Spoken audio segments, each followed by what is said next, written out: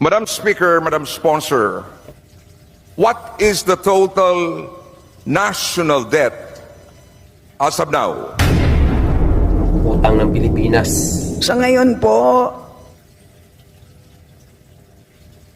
ang total is about 16 trillion. 16 trillion pesos?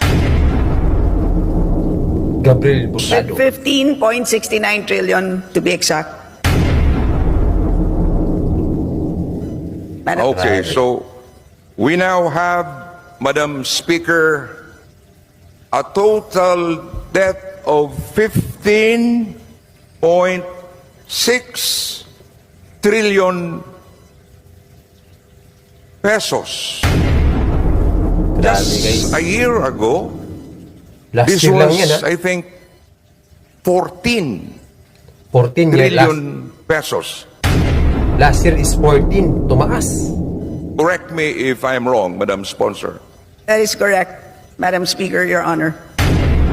Running pa yan. So- 17. Madam Speaker, Madam Sponsor, what specific measures or strategies will the government implement Yan. to address the Tama. shortfalls? I-address. Hinahanap.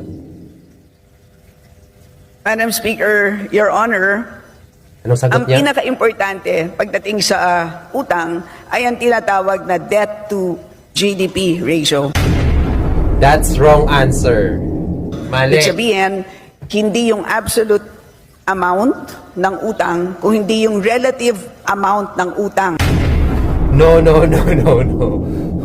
Ibig sabihin, kung gaano kalaki ang utang kumpara sa kabuoang kita ng ekonomiya. Grabe ka.